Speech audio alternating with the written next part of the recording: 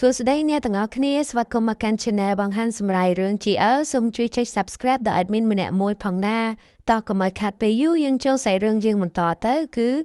រឿងស្នេហ៍អូនជានេរ៉នភាគទី22ឈុតបន្ទាប់នេះដែរគឺបន្ទាប់ពីម៉ាក់បងម៉ៃគាត់បាននិយាយគ្នាជាមួយនឹងសានីរួចហើយគាត់ក៏បានដើរទៅ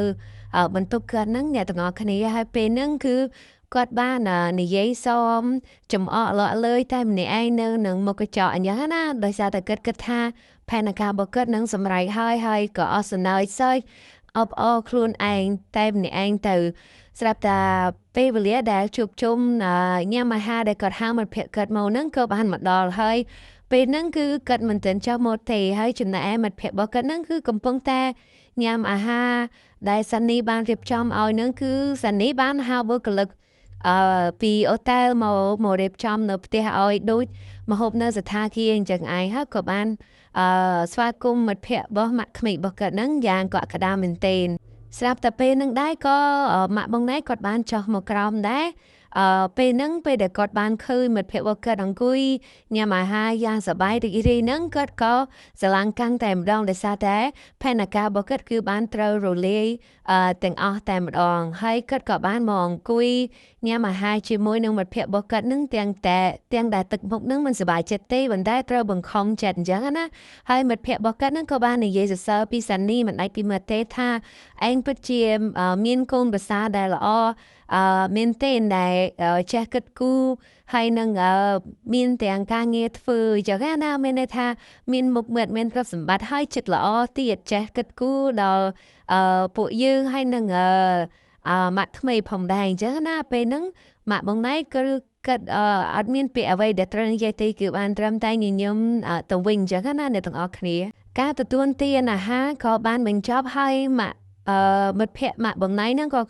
កាត់បាននំគ្នាត្រឡប់ទៅវិញដែរហើយមុនពេលដែលចាក់ចេញទៅហ្នឹងគឺកាត់បាននិយាយសរសើរសានីមិនដាច់ពីមាត់ទេហើយនិយាយបន្ថែមទៀតថាអាចនឹងមានឱកាសជួបជុំគ្នាម្ដងទៀតអញ្ចឹងណាដោយសារតែសានីបានរៀបចំឲ្យគាត់ល្អឲ្យខ្ចោះមែនទែនហើយសានីក៏បាននិយាយអរគុណហើយក៏នាំគាត់ទៅវិញអញ្ចឹងណាមានន័យថាជូនផ្លូវភ្ញៀវទៅត្រឡប់ទៅផ្ទះវិញបន្ទាប់មកបងណៃក៏គាត់បានឡើងទៅខាងលើអញ្ចឹងណាគឺគាត់ទុកឲ្យសានីហ្នឹងជាមួយនឹងម៉ាក់របស់គាត់ហ្នឹងគឺនៅតែពីរនាក់ទេដោយសារតែគាត់ចង់ដឹងធាតុពិតអីអញ្ចឹងណាគាត់ក៏បានប្រាប់ម៉ាក់គាត់ថាគាត់ជារវល់ធ្វើការងារបន្ថែមនៅបន្ទប់ការងាររបស់គាត់នៅលើហ្នឹងហើយបន្ទាប់មកសានីក៏អង្គុយ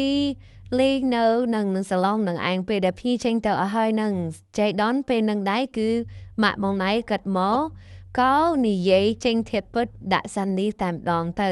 សានីក៏បាននិយាយថាយ៉ាងម៉េចដែរម៉ាក់ក្មេកតើខ្ញុំរៀបចំពេញចិត្តដែរឬទេពេលហ្នឹងម៉ាក់បងណៃក៏គាត់បានស្រែកដាក់សានីខ្លាំងៗថាតើឯងធ្វើបែបហ្នឹងចង់មានន័យថាម៉េចហេតុអ្វីបានឯងធ្វើបែបហ្នឹងអីអញ្ចឹងណាខ្ញុំមិនជឿថាឯងអាចកែប្រែបានភ្លាមនោះទេហើយពេលហ្នឹងសានីក៏បានសើចយ៉ាងខ្លាំងដែរគឺសើចជាមួយអត់ឲ្យម៉ាក់ក្មេករបស់គាត់វិញថាឥឡូវម៉ាក់ចេញធាតុពិតហើយមែនទេខ្ញុំមិនបានលាក់ពុតបុត្រអីទេអ្នកដែលលាក់ពុតបុត្រអីហ្នឹងគឺជាម៉ាក់នឹងឯងហើយអ្វីម៉ាក់មិនមើលខ្លួនឯងសោះអញ្ចឹងពេលដែលកំពុងតែនិយាយគ្នាហ្នឹងម៉ាក់បងណៃឮសានីនិយាយដូច្នេះក៏និយាយថាតើឯងរៀបចំគម្រោងនេះហើយមែនទេឯងជាអ្នករៀបចំគម្រោងនេះតាំងពីដើមមកមើលទៅសានីក៏បាននិយាយថាខ្ញុំមិនបានរៀបចំគម្រោងអីទេខ្ញុំគ្រាន់តែចង់ឲ្យម៉ាក់នឹងចេញធាតុពិតកុំឲ្យម៉ាក់នៅសំដែងអីបន្តទៀតអញ្ចឹងណាពេលហ្នឹងម៉ាក់បងណៃក៏គាត់បាននិយាយថាបើសិនជាដល់ដំណាក់កាលហ្នឹងហើយយើងនឹងសំដែងឲ្យកាន់តែល្អមើលថែមទៀតហើយយើងនឹងធ្វើឲ្យកូនរបស់យើងនឹងស្អប់ឯងជារៀងរហូតអីអញ្ចឹងណាពេលហ្នឹងគាត់ក៏ចាប់ផ្ដើមចាប់ដៃសានីហ្នឹងយកទៅច្បាច់កគាត់ឲ្យសានីស្រែកយ៉ាងខ្លាំងគាត់ថាតើម៉ាក់ធ្វើអីយ៉ាងហ្នឹងម៉ាក់លេងដៃខ្ញុំអីចឹងណាហើយក៏បានស្រែកហៅរោបងណៃផងដែរថាបងណៃជួយខ្ញុំផងបងណៃជួយខ្ញុំផងខ្ញុំមិនបានធ្វើអីទេចំណែកម៉ាក់បងណៃក៏គាត់បានស្រែកថាសានីហេតុអ្វីបានកូនធ្វើបាបម៉ាក់អញ្ចឹងសានីកុំធ្វើបែបហ្នឹងអញ្ចឹងណាតែតាមការពិតហ្នឹងគឺដៃរបស់ខ្លួនហ្នឹងគឺបានចាប់ដៃសានីហ្នឹងយកទៅច្បាច់កគាត់នឹងឯងហើយការប្រតិបត្តិគ្នាហ្នឹងតាំងពីឈោ ចូលច្បាច់កគ្នាឬចោះឬឡើងហ្នឹងក៏ទៅដល់លឺសឡុងហើយទាញសគ្រប់គ្នាលើពេញនឹងឯងចំណែកឯសាន់នេះក៏ព្យាយាមដកដៃចេញវិញដែរប៉ុន្តែដកអត់រួចអញ្ចឹងណាហើយចៃដល់ឯពេលហ្នឹងបង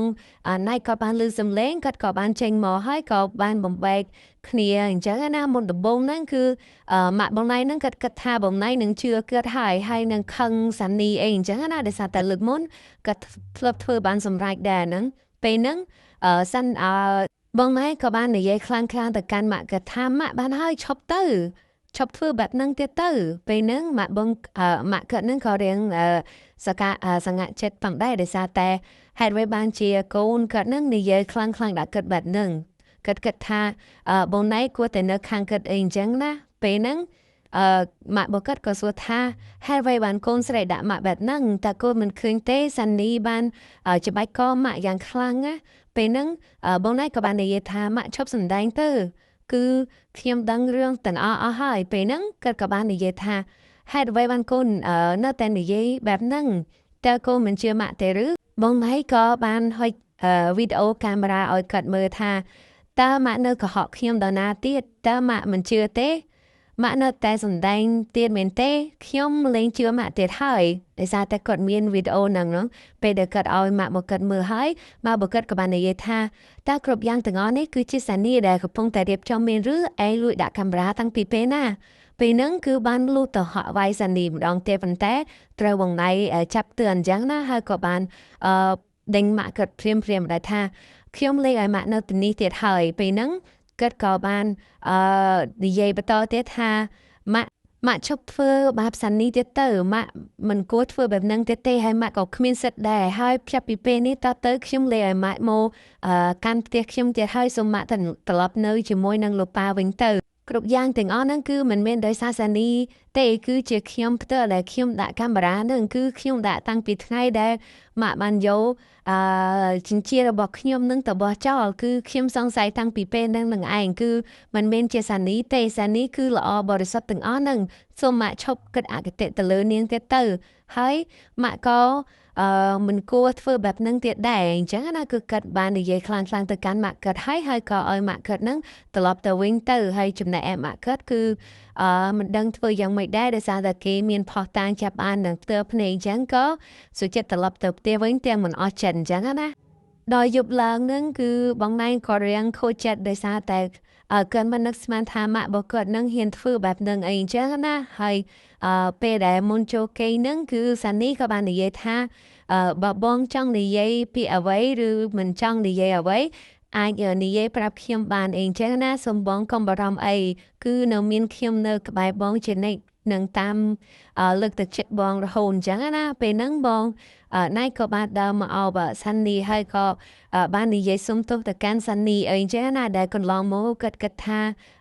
សានីធ្វើបាបម៉ាក់គាត់មុនអីអញ្ចឹងដែរពេលហ្នឹងគាត់ក៏និយាយសុំទោសសានីហើយក៏បាននាំគ្នាចូលគេងតែម្ដងទៅស្អែកឡើងគឺសានីបាននាំបងណៃទៅលេងនៅសមុទ្រអញ្ចឹងណាគឺគេបានទៅសម្រាប់លំហែកាយឲ្យបាត់ស្រ្តេសចឹងពេលដែលទៅដល់សមុទ្រហ្នឹងគឺសានីបានអង្គុយលេងដេកខ្សាច់ពូនៅភ្នំខ្សាច់ធ្វើជាផ្ទះធ្វើអីយ៉ាងណាហើយចំណែកឯបងណៃគាត់ក៏បានដើរមករកសានីហើយក៏បានសួរសានីថាតើអូនកំពុងតែធ្វើអ្វីហ្នឹងសានីក៏បាននិយាយថាខ្ញុំកំពុងតែសាងសង់ផ្ទះរបស់ពួកយើងពេលហ្នឹងបងណៃក៏បាននិយាយថាមកឲ្យបងជួយពេលបងណៃក៏ចាប់ផ្ដើមជួយសានីហ្នឹងទឹករលកសមុទ្រក៏បានឡើងមកដល់ដីដែលកាត់ពូហ្នឹងក៏បាក់ផ្ទះអរលីងទៅហើយសានីក៏បាននិយាយថាបងណៃមើលខូចអស់ហើយខ្ញុំខំសាំសងណាបងពេលហ្នឹងបងណៃក៏បាននិយាយថាមិនអីទេចាំយើងនាំគ្នាសាងសង់ជាមួយគ្នាម្ដងទៀតហើយយើងសាងសង់លើកនេះនឹងឲ្យស្អាតកាន់តែស្អាតជាងមុនជាងរាល់ដងអញ្ចឹងណាហើយពួកគាត់ក៏បានបន្តពូនភ្នំខ្សាច់ជាមួយគ្នាយ៉ាងសប្បាយរីករាយតទៅហើយរឿងស្នេហ៍អូនជានិរន្តរ៍ចប់តែប៉ុណ្ណឹងកុំភ្លេចតាមដាននៅភាគបន្តទៀតណាហើយសូមជួយចុច Subscribe ដល់ admin ម្នាក់មួយផងអរគុណច្រើនបាយបាយ